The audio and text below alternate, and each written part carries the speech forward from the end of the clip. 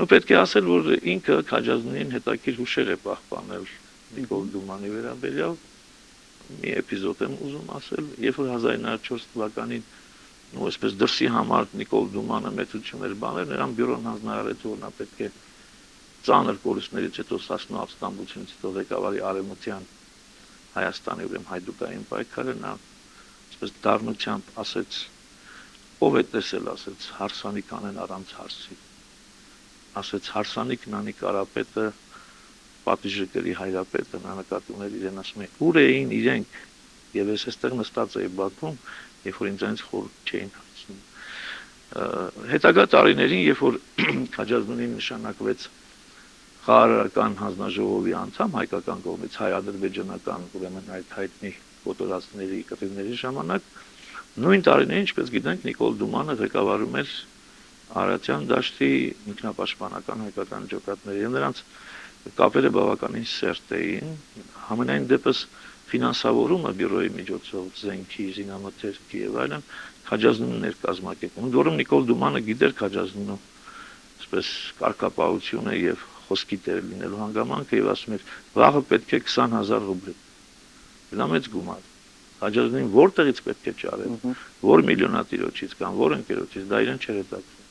Եվ հաջորդ օրը նա ուրեմն այդ գումարը ճարում էր եւ հայությունը կարողացավ նաեւ շնորհիվ Քաջազնու ջանքերի եւ բարձ, երբ որ նա փորձում էր ադրբեջանցի մտավորականների հետ բացատրական աշխատանք տանել եւ ասել, այսպես փոխադարձ կոտորածները ի վերջո հրահրված են դրսի կողմից, մեզանից ոչ մեկի բարի ավարտ չեն խոստանում։ Եվ իհարկե օգնելով հայդուկային ջոկատներին արևմտյան Հայաստանից տեղափոխված։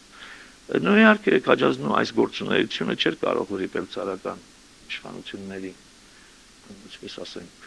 ուշադրությունից, եւ պատահական չէ, որ 1908 թվականին, երբ որ սկսվեց դաշնակցության հաղորդումների ժամանակ ասել ենք, լիժին քննիչկա այդպես նրա կողմից հրահրված այդ գործը,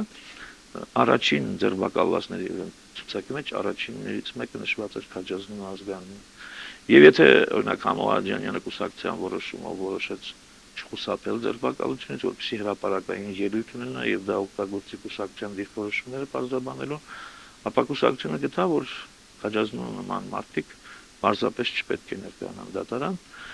եւ կազմակերպեց նրա փախուստը Թուրքիա, որտեղ ինչպես գիտեք, գոնե արտաքնապես հեղափոխություն էր տեղի ունեցել, այսպես վերնախավային, երիտուրքերը եկել էին իշխանության եւ որոշ այսպես տանելի պայմաններ էին ստեղծվել հայերի համար, նա փախավ ուրեմն Կարին, մի քանի տարի ապրեց Եվրոպայում, իսկ 13 թվականի վերջերին վերադարձավ Վան, ինչպես ասացինք, այնտեղ եւ որպես ճարտարապետ էր աշխատում եւ իհարկե կուսակցական գործիչ էր։ Երբ որ պայթեց պատերազմը, Քաջազնին լինելով ռուսապատակ գտնվում էր Թուրքիայում։ Բնական է նա կարող էր շատ շուտով ձերբակալվել, դրա համար նա պետք է խուսափեր եւ վերադառնար Ռուսաստան, բայց նա չվերադարձավ ձեռնունայն։ Այստեղ շատ էական տեսական հարց կա պատմագիտության կողմից ինչ այժմ այսպես լիովին չլուծված վիճահարույց շատ դեպքերում կամավորական ջոկատների ստեղծման հարցն էր։ Քաջազնին եկավ եւ բերեց Վանի ընկերների դաշնակցության միանշանակ կարծիքը, որ ոչ մի կերպ չի կարելի թույլ տալ հայկական կամավորական ջոկատների ստեղծում։ Սա իր տեսակետն էր, ինքն էլ համոզված գտնում էր, որ դա կարող է ամենայն դեպս աղետալի լինել հայ ժողովրդի համար, ինչ որ իմաստով թուրքերին քինախնդիր եւ վրեժխնդիր դասնելու համար, հատկապես արևմտահայերի մասնակցությունը։ Բայց ինչպես Սիմոն Վրացյանն է ասում է, որ այդ կամավորական խմբերի ստեղծումը ինչ որտեղ միգուցե հրահրված է ցարական հատուկ ծառայությունների կողմից ժողովրդի ողջավորությունը, ինքն էլ ժողովուրդն էր գտնում էր, որ վերջապես եկել է այդ պահը եւ մենք պետք է մասնակցենք մեր ձեռքով մեր հայրենիքի անմաց չմնանք։ Այո, անմաց չմնանք, շուտով ինքը Քաջազնին, որ ընդհանրապես սկզբունքային մարդ էր, ինքն էլ չդիմացավ, ինքն էլ տեղիք տվեց եւ սկսեց մասնակցել այդ կամավորական գնդերի ստեղծման շտաբում անցավ աշխատանքի Նիկոլ Աղբալյանի հետ միասին։ Ու ավելին ասեմ, անցյալ հաղորդումների ժամանակ մենք կարծեմ նշեցինք, որ իր տղան այո, էլի անմաց չմնաց, այլ անմիջապես մասնակցեց կամավորների հավաքագրման։ Գիտեք, ես դժվարանում եմ ասում, ես ծանոթ եմ Քաջազնու թորնուհու հետ, եւ 93 թվականին նա հրավիրել էր այստեղ Երևան իրենց տուն, երբ որ ինքը պատրաստում էր վաճառել Քաջազնու ողջ ունեցվածքը Երևանյան բնակարանում, Քաջազնու ու գրասեղանը վարչապետի եւ այլ ռարիտետներ, ուղղակի առիթ չեղավ խոսելու, բայց նա աղջիկներ, ռուսական կրթությամբ, ռուսացած, միայն մի բան գիտեր, որ իր պապ եղել է Հայաստանի առաջին հանրապետության առաջին վարչապետը եւ դիմել էր մեզ, որ մենք գնայինք, ես չգիտեմ նույնիսկ այդ ամբողջը ինչ եղավ, լավ գրադարան ուներ Քաջազնուն եւ այլն։ Համենայն դեպս տղան զոհվեց, սա նույնպես անցյալ անգամ մեր ասած օրինակներից մեկն է, որ մարդիկ ոչ միայն խոսում էին, այլև գործով իրենց թանկագինը նվիրում էին հայրենիքին, եւ 1917 թվականին արդեն Քաջազնունին ակտիվորեն մասնակցեց արևելահայոց ազգային համագումարին եւ ընտրվեց հայոց ազգային խորհրդի կազմի մեջ։ Այսինքն դա Արևելահայաստանի փաստորեն կառավարությունն էր, գոնե փաստորեն։ Իսկ 17 թվականի աշնանը համառուսաստանյան սահմանների ժողովի ընտրություններում նա դաշնակցության համար 4 ցուցակի երրորդն էր եւ ընտրված 9 падգամավորներից երրորդն, այսինքն 600,000 ձայն հավաքված դաշնակցությունը 4-րդ, ինչ եմ 4-րդ ասում, որտեղ ժողովրդի մեջ Իսկ արտահայտություն կա 4 թիվը դաշնակցական թիվ է, շատերը նույնիսկ չգիտեն որտեղից է այդ 4-ը գալիս։ Բանն այն է, որ ասենք առաջինը վրաց մենշևիկներն էին, օրինակ 5-րդը բոլշևիկներն էին, Շահումյան եւ այլն, 4-րդը դաշնակցությունն էր ցուցակի մեջ, կուսակցական ընտրություններ։ 4 ցուցակով ընտրվեց Սահմանադրի ժողովի անդամ, մեկնեց Զորյանի Ստեփան Զորյանի այսինքն Ռոստոմի եւ իր մյուս ընկերների հետ Պետրոգրադ, հաստատ հավատալով դեմոկրատական Ռուսաստանի ապագային, հուսալով, որ Ռուսաստանը կշտկվի, ոտքի կանգնի եւ գոնե Արևելյան Հայաստանը եւ Արևմտահայության բեկորները կժողովեն մի տեղ, թեկուզ ավտոնոմ կարգավիճակով, ոչ անկախ, բայց գոյության խնդիրը կլուծվի։ Բայց ինչպես գիտենք, Սահմանադրի ժողովը բոլշևիկների կողմից ցրվեց եւ Թիֆլիս վերադարձած հայ падգամավորները մասնակցեցին տեղական Անդրկովկասյան օրենսդիր մարմնի, այսինքն Սեյմի ստեղծման գործին եւ Քաջազնունին արդեն այն աստիճանի հեղինակություն ու ազդեցություն ունեցավ, որ կուսակցության կողմից ընտրվեց դաշնակցական ֆրակցիայի Սեյմի նախագահ։ Ու դաշնակցությունը 27 տեղ ուներ Սեյմում, իսկ նախագահան Քաջազնունն էր։ Ես այստեղ մի քիչ առաջ եմ ուզում շտապել, որտեղ հետո մի քիչ ավելի մանրամասն կասեմ։ Հետագայում այդ գիրքը Ռուբեն Տերմինասյանը որ գրում է, Այսպիսի մի արտահայտություն է թույլ տալի, որ այդ ոչ մի կերպ ես չեմ կարող համաձայնվել եւ երևի շատերը, որ Քաջազնունու խելքն ու ուժը միայն նրա սպիտակ մազերի եւ սպիտակ մորուքի մեջ, այսինքն արտաքինն էր միայն, այսինքն նա կուսակցության մեջ ոչ ծառայությունն էր, ոչ շրջապատում հարգանք եւ ամենևին հենց շնորհիվ այն բանի, որ նա արդեն լուրջ ծառայություններ մատուցած գործիք չէր եւ լուրջ պետական մտածելակերպ ունեցող դեռևս սաղմնային վիճակով նա դեռ պետք է ապացուցել դա, երբ որ վարչապետ դառնալ, արժանացել էր այդ բարձր պատվին։ Ավելին ասեմ, Խաթիսյանի հետ միասին նա այն երևս անվիճելի տեխնացիներից էր, որոնց ազգային ժողովը Ավետիս Սահարոնյանը ընտրում էր բոլոր այդ բարդ դիվանագիտական ընկերները լուծելու, դիվանագիտական ճանապարհով հայ ժողովրդի օգտին ինչ որ քայլել անելու նպատակով, մասնավորապես Տրապիզոնի բանակցությունների ժամանակ, ուրեմն Բաթումի բանակցությունների եւ վերջապես Բաթումի հաշտության պայմանագիրը ստորագրելու ժամանակ։ Շատերը կարծում են, թե Քաջազնունին դառնալով Սեյմի անդամ, իսկ չխենկելու ժամանակ նաեւ Անդրկովկասի նախարար, խնամատարության նախարար, Կարճիկյանի հետ միասին, այսպես հլու հնազանդ ենթարկվել են գերմանոֆիլ չխենկելուն եւ վրացական մենշևիկյան այդ թևին եւ նույնիսկ չեմ փորձել խոչընդոտել, ասենք Կարսի հանձնումը կամ նման բաներ, բոլորովին ընդհակառակ։ Եղել է այսպիսի քրիտիկական պահ, երբ Քաջազնունին ուղղակի մեղադրել է չխենկելուն դավաճանության մեջ Կարսը հանձնելու համար։ Ահա այդ ժամանակ է, որ վրացիները դիմեցին ներեցեք ճշտեն Կարսի որ հանձնումը 18 թվականի ապրիլ ամսին Կարսը հանձնեցին եւ թե հիշում եք Նազարբեկովին հերագիր ուղարկել էր չխենկելին, որ Կարսը պետք է հանձնվի, այսինքն պետք է իրականում կարող էին բոլոր պոտենցիալ հնարավորությունները միանշանակ է, որ Կարսը կարելի էր եւ անպայման պետք է պահվեր եւ ստրատեգիական վիճակը բոլորովին այլ կլներ։ Բայց երբ որ այս բոլորը պարզվեց եւ Քաջազնունին ունեցավ շատ կտրուկ այսպես ելույթ չխենկելու դեմ, Նոյ Ժորդանյան, Ռամիշվիլին եւ մյուս վրաց մենշևիկները դիմեցին առաջին հայացքից այսպես արտարոց մի քայլի, որ ասացին այդ դեպքում եկեք չխենկելուն հանենք, որտեղ Քաջազնին պահանջում է չխենկելու հրաժարականը որպես վարչապետի, բայց մի պայմանով Անդրկովկասի վարչապետ պետք է դառնա ինքը Քաջազնին։ Վարչապետը դրանից ավել հայերին ոչինչ անհրաժեշտ չէր։ Հայերը կդառնային վարչապետ, իրենք կորոշեին Անդրկովկասի քաղաքական բախտ այդ բանակցությունների բանջարը, բայց իրականում դա ծուղակ էր, որտեղ հայությունը արդեն որպես Անդրկովկասյան ազգ մեկուսացված էր, ադրբեջանցիները հստակ ասում էին, որ իրենց համար ավելի գերադասել է իրենց թուրք եղբոր շահերը, վրացիներն էլ արդեն գտել էին իրենց եվրոպական տիրոջը թուրքերին։ Հայերի ամբողջ բողոքը նրանում էր, որ ոչ թե վարչապետը փոխվի, այլ վարչապետի փոխվելով վրացիները իրենց դիրքորոշումը փոխեն, այսինքն մեզ հետ միասին ինչու՞ չէ նաև պայքարեն եւ իրենց Բաթումի համար եւ նաև մեր արևմտյան Հայաստանի կամ արևելյան Հայաստանի գոն, բայց վրացիները կռվելուց են։ Այսինքն եթե Քաջազնին չունենար պետական մտածողի լրջություն եւ հանկարծ մտքով անցկացներ ուրեմն դառնալ վարչապետ, ամբողջ պատասխանատվությունը հետագա իրադարձությունների, որտեղ կլներ էլի Անդրկովկասի տրոհում առանցին հանրապետությունները մեղքը կբարթեին, որ հայերն են մեղավոր եւ այլն։ Իրենց նեղ ազգային խնդիրներով։ Եվ Քաջազնին այնքան լավ գիտակցեց, որ հրաժարվեց։ Դրանից քիչ առաջ, ինչպես գիտեք, Ալեքսանդրապոլում ապրիլի 6-ից հրավիրվել էր համահայկական հզոր մի այսպես կազմով բոլոր քաղաքական կուսակցությունների ժողով Ալեքսանդրապոլյան խորհրդակցությունը, որտեղ ուրեմն տրապիզոնյան բանակցությունների վերաբերյալ շատ հիմնավոր ճառով հանդես եկավ Քաջազնին եւ հակադրվեց մեծամասնություն։ Նա երբեք չէր ժխտում, որ հայ ժողովուրդը պարտավոր է պայքարել զենքը ձեռքի։ Բայց նա ասում էր դիվանագիտությունը պահանջում է, որ մենք կուրորեն չնայենք իրադարձություններին, որ մենք հասկանանք, որ ճիշտ է Լենինը դավաճանել է հայերին, հանձնել է ուրեմն արևմտյան Հայաստանը, բայց դրանից ամենևին չի նշանակում, որ մենք պետք է չընդունենք Բրեստի հաշտության պայմանները։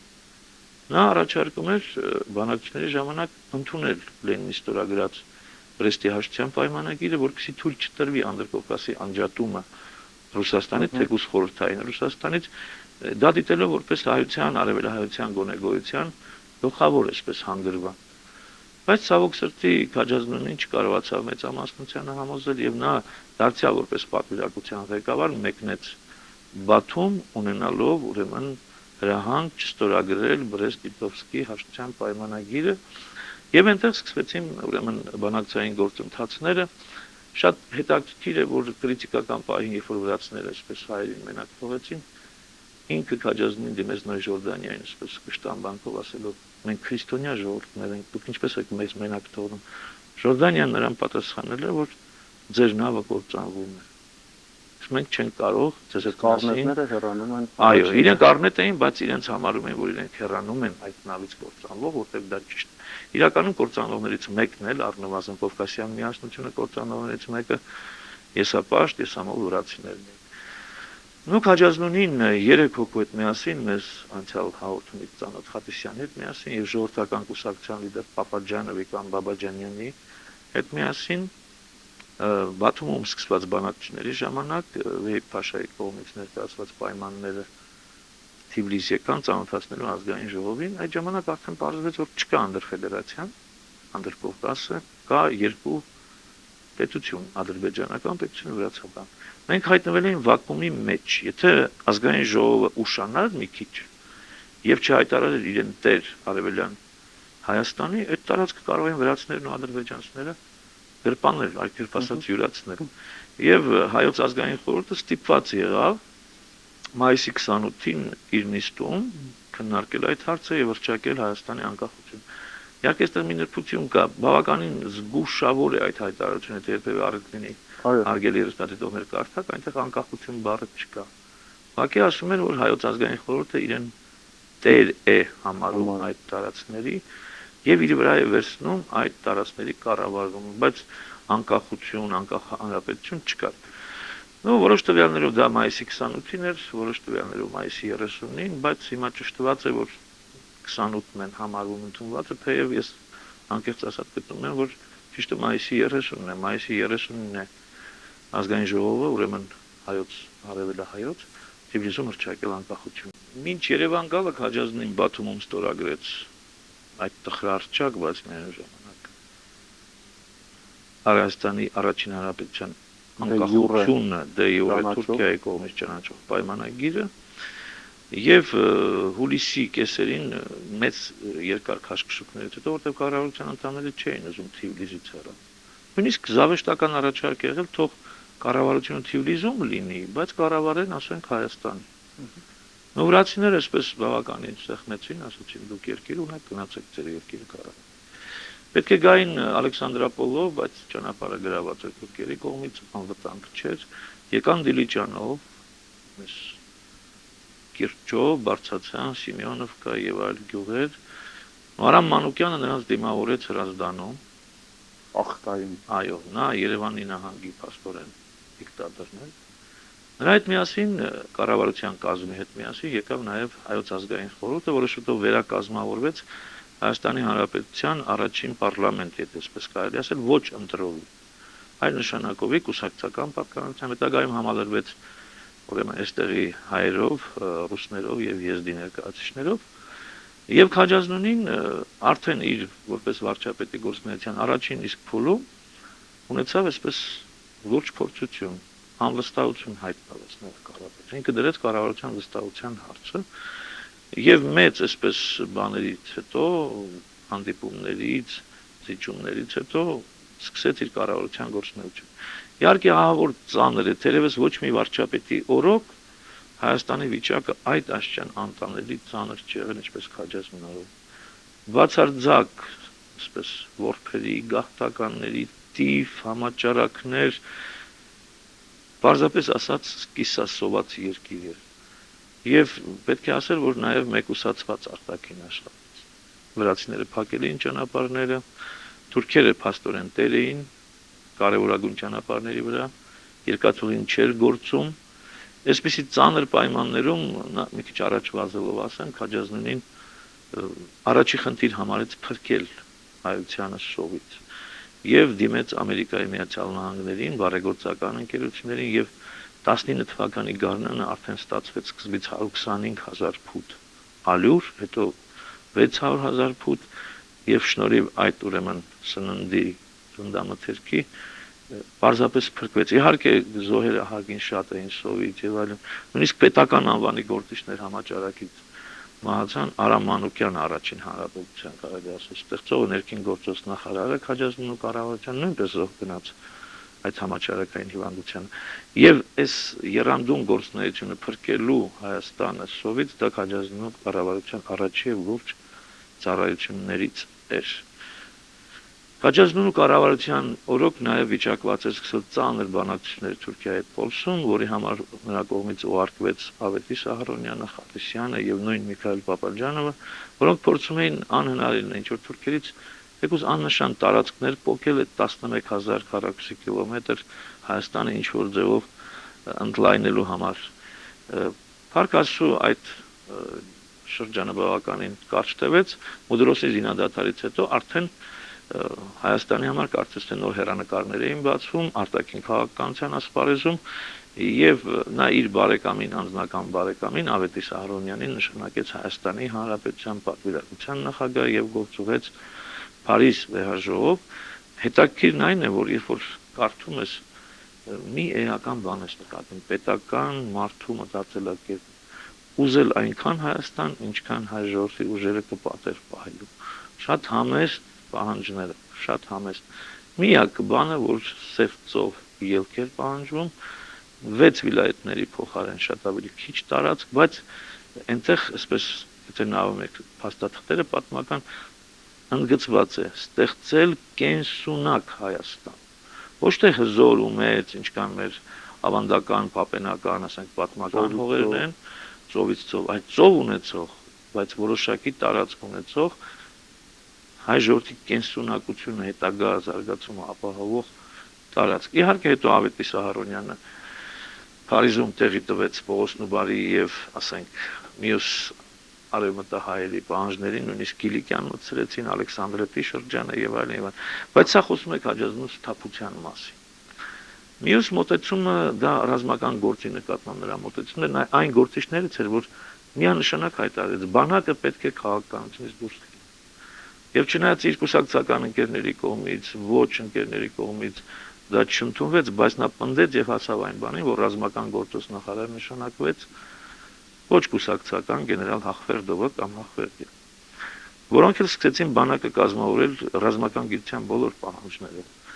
Սա իհարկե այն քայլն է, որ հետագայում, ասենք, մեր օրերում արեց, ասենք, Վազգեն Սարգսյանը եւ մյուս մեր գործիչները, որ բանակը պետք է հեռու լինի կուսակցությունից, բանակը պետք է լինի համազգային պետության հենարան եւ ոչ թե այս կամ այն քաղաքական ուժի։ Առաջիններից մեկը այդ քայլը կատարել է ինքը, ուրեմն Քաջազնունին։ Եվ պետք է ասել, որ արդեն այն ժամանակ բյուրոն, դաշնակցական բյուրոն, Ռուբեն Տերմինասյան եւ մյուսներ սկսեցին բավականին այսպես զգուշավորությամբ, այո, որտեղ նրանց կողմից չէր ընկալվում։ Իհարկե մեղադրել նրանց ինչու չէին ընկալում, այնպես չի կարելի, որտեղ դաշնակցությունը, որ տասնամյակներ շարունակ եղել էր տիրապետողը, ղեկավարողը, նա չէր կարողանում ըմբռնել, թե ինչպես թե վարչապետը դաշնակցական, կառավարությունը սկզբից դաշնակցական, հետո կոալիցիոն, բայց ինչ որ մի մինիստր, այն էլ կարևոր մինիստր, բանակային մինիստր, ոչ կուսակցական, բանակը քաղաքականությունից դուրս։ Հետո 19 թվին բյուրոն որոշում ընդունեց, որ հեղափոխական ժամանակաշրջան է եւ վարչապետը պետք է ենթարկվի ավելի շատ կուսակցությանը, քան պարլամենտին, քան ուրեմն պետական կարգին։ Քաջազնին եղավ այն բացառիկ անձնավորությունը, որ երբեք չվարանեց եւ ասեց. մենք պետք է գոհ լինենք դաշնակցությունից, որ հայ ժողովրդի համար ստեղծել է հայրենիք եւ պետություն։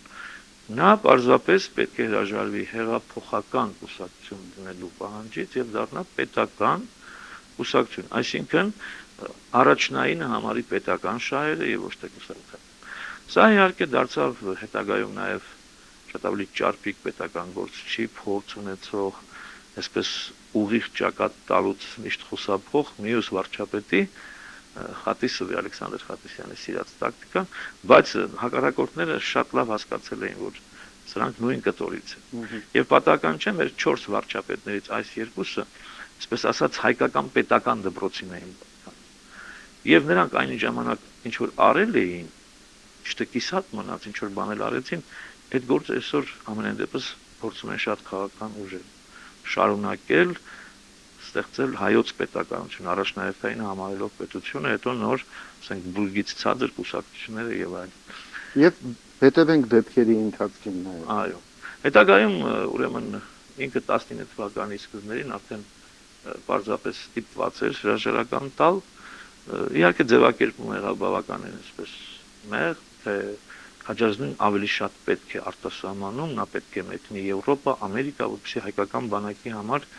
ձեռք բերի նախ միջոցներ, հետո զինամթեր։ Եվ Քաջազնունին նախ Թիֆլիսով փորձեց գնալ, բայց վրացիները չէին մոռացել, որ Քաջազնունի ժամանակ, հենց նրա վարչապետության ժամանակ հայկական բանակը ջարդել է վրացիների մռութ դրոյի գլխավորությունը։ Լոռիում։ Այո, Լոռում։ Ահավոր պարտության եւ Թիֆլիսից 6 կիլոմետր հեռավորության վրա կանգնել էր անգլիացիների ֆրանսիացիների։ Սա, այսպես մեծամիտ վրացիների համար տարբեր պատճառներով ցույց տվեցին, որ Վրաստանով Եվրոպա գնա եւ Քաջազնին եկավ Իրանով, Հնդկաստանով, հետո նոր նավով Եվրոպա գնաց, Լոնդոն, Փարիզ, իսկ 19 թվականի սեպտեմբերին հայտնվեց Ամերիկայի Միացյալ Նահանգներում եւ ինքը նախաձեռնեց մի նախագիծ ներկայացնել Սենատի արտաքին հարաբերությունների հանձնաժողով, շատ մտածված հանձնաժողով էր, Ամերիկայի պրեզիդենտը դեմոկրատ Վիլսոնը կարծես թե ուզում էր հայերին օգնել, բայց գիտեք, այնտեղ մեծամասնության խնդիր կար, Սենատը այդքան էլ համամիտ չէր, Սենատ ներկայացվեց մի նախագիծ, ինքը Քաջազնին որպես նախագծի հեղինակ կանչվեց Սենատ հարցաքննության։ 3 ժամ հարցաքննվել է եւ 3 ժամ փորձել է ապացուցել իր այդ նախագծի ուրեմն ճշտությունը։ Նախագծում երկու էական բան կա։ Ամերիկայի Միացյալ Նահանգները չպետք է սպասեն Փարիզի վեաժողովի վերջնական որոշմանը, անմիջապես զորք պետք է մտցնեն Հայաստան, որպեսզի ապահովեն ուրեմն արևմտահայության եւ արևելահայության ֆիզիկական գոյությունը, երկրորդ անմիջապես զենքի մատակարարումները պետք է սկսեն։ Սակայն այդ նախագիծը ցավոք սրտի մի տարի ձգձգվելուց հետո մայիսի 5-ին 15-ին ընդունվեց 20 թվականը, երբ որ Քաջազնին այնտեղ չէր, արդեն Փարիզում էր եւ շատ անդեմ, անատամ, մոտարապես այսպես Ամերիկայի Միացյալ Նահանգները պետք է անհրաժեշտ եթե լինի իր զորքերը մտցնի իր քաղաքացիների անվտանգությունը պաշտպանելու համար, բայց ոչ հայերի։ Վերադառնալով Փարիզ նա մասնակցեց ազգային պատվիրակության աշխատանքներին եւ բավականին օգնեց իր բարեկամին Ավետիս Ահարոնյանին 20 թվականի սեպտեմբերին, երբ որ հայ-թուրքական պատերազմը սկսվեց, նա արդեն Երևանում էր եւ անմիջապես նշանակվեց պարլամենտի նախագահ։ ավելի ճիշտ էսպես ասենք, փոխնախագահ, երկու փոխնախագահներից մեկն էր ինքը Լևոն Շանթը եւ երրորդն էլ ուրեմն Հայր Աբրահամը կամ Ավետիք Սահակյանը, բայց քանի որ պաշտոնական պատվավոր նախագահն Ավետիք Սահարոնյանն էր, նրանք ըստ էության նախագահ էին։ 20 թվականի այն քրիտիկական օրին, որ անցյալ անգամ մենք խոսեցինք, նոյեմբերի, որ հայկական բանակը ջարդուփշուր էր եղել, դիմադրություն չկար, Քաջազնունուն նորից առաջարկվեց վարչապետ դառնալու, ուրեմն դժվար ասել պատիվը, համենայն դեպս պատասխանատվությունը, նա ընդունեց, ասեց, եթե խաղության նոխազը պետք է կարող եմ դառնալ, բայց իրեր այնպես դասավորվեցին, որ ի վերջո Սիմոն Վրացյանը դարձավ Հայաստանի վերջին վարչապետը, դա երևի կլինի մեր մյուս հաղորդման,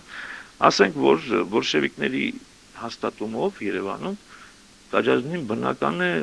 պետք է հայտնվել այն չեկայի այն ցուցակի մեջ տերպակալվողների, որոնց սպասում էր պարզապես մահ չեկայի բանդերում, ինչպես Ֆիդայապետ Համազասպին մյուսներին, նա ձերբակալվեց եւ 21 թվականի փետրվարյան ապստամբության ժամանակ նա ազատ արձակվեց եւ անմիջապես մի քիչ բան է, այդպես տարօրինակ է, նա հայրենիքի փրկության միության անդամ դարձավ Սիմոն Վրացյանի հետ միասին եւ նույնիսկ տարօրինակ մի փաստ ես հայտնաբերեցի վերջերս, նա եղավ առաջիններից մեկը, որ առաջարկեց օգնություն խնդրել թուրքերից։ Այնքան մեծ էր ատելությունը բոլշևիկների, նա հետո դրա համար զղջում էր իհարկե, բայց այդ պահին նրա համար բոլշևիկյան այդ ռազմական կոմունիզմի այդ դաժանությունները այնքան էին զզվելի դարձել, որ նա ասում էր թեկուզ սատանայի հետ, բայց ոչ բոլշևիկների հետ։ Հետագայում նա ուրեմն ղեկավարեց բոլշևիկների կողմից ռեպրեսիաների ենթարկված հանձնաժողովը, պետական ֆինանսական օգնություն ցույց տալիս ընտանիքներին, երեխաներին, սպանվածներին եւ այլն,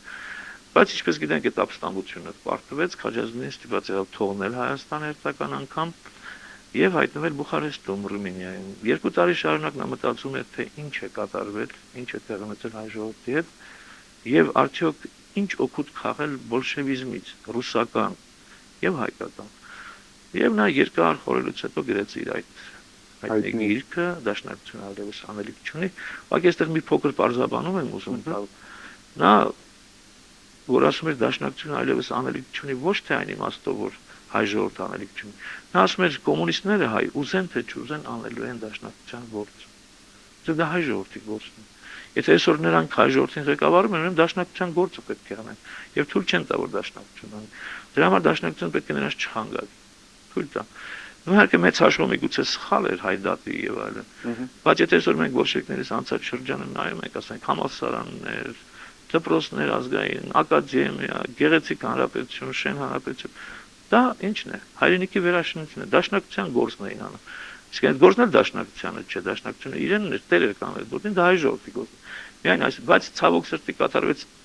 անհասկանալի մի բան։ Նա չընկալվեց ոչ իր երեկո անկերների կողմից եւ չողջունվեց բոլշևիկների կողմից։ Բոլշևիկները թթված են թե ինչու մենք պետք է Դաշնակցության գործ անենք, Դաշնակցությունն էլ նեղացած էր թե ինչու մեր գործը պետք է եւ նա հայտնվեց այսպես իզգոյի վիճակում։ Այո։ Եվ 2 տարի եւ օտարների մեջ օտար։ Եվ 2 տարի չարչարվեց դիմումներ գրելով խորհրդային տարբեր դեսպանների, որ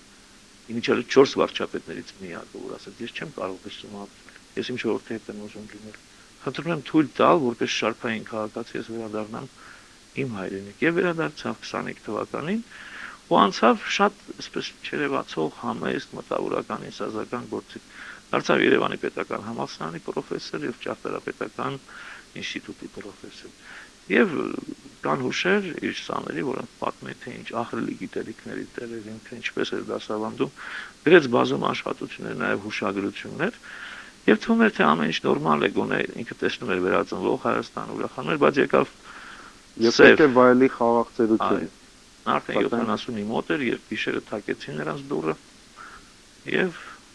ինքը հայտնվեց ուրեմն չեկայի բանտում, կան վկայություններ, թե ինչ օրեր է նա քաշել, մի տարի նա հայտնվել էր բանտում, նրան մեղադրում էին լրտեսության մեջ ընդունված մեղադրանք էր 70 տարեկան մարդուն, ահա որ կտանքների են ենթարկվում, ահա որ այսպես չարչարանքների, պատկերացրեք մի ոտքի վրա կանգնացնում էին ժամեր, հզոր լուսարձակներով կուրացնում էին նրան, եւ վերջում նա ոչինչ բան այդպես չխոսքովանեց եւ այնտեղ էլ կնքեց իր մահկանացուն։ Ի տարբերություն բոլոր նախկին վարչապետների, որոնք գոնե հողին արժանացել են եւ հայտնի է նրանց թաղման վայրը, Շիրիմը, Քաջազնին պատկանում է այն բացառիկ վարչապետների թվին, որոնք նախ ապրեցին իրենց հայրենիքում, մեռան, բայց չարժանացան ինչպես Չարենցը, ինչպես Բակունցը, բոլոր մեր մեծերը։ Հետաքրքիր է, որ հիմա որ ասենք այս մեր որոշ կազմակերպություններ խոսում են 37-8 թվականների այսպես ռեպրեսիաների զոհերի մասին, չգիտեմ ինչու չի նշվում Քաջազնունու անուն։ Ինչ է նա որ եղել է առաջի վարչապետ, նա ինչ ռեպրեսիայի ենթարկված չէ։ Այնպես որ նա իրոք պատկանում է Ստալինյան այդ դժնդակ օրերի երևի առաջին կարգի սոհերի թվին, եւ մենք այսօր որ կարդում ենք կենսագրությունները բոլորի, նա երևի գիտեր որ գալու է դրան, բայց գոնե նա սիրտը հանգիստ էր որ իր ստեղծագործ ունակությունների մի մասը տվեց, թողեց սերունդներին, ոչ միայն որպես վարչապետ, այլ այստեղ նպաստեց, որպեսզի ստեղծվի ճարտարապետների մի սերունդ, որ հետո գերացկացնի կառուցի իր հայրենիքը։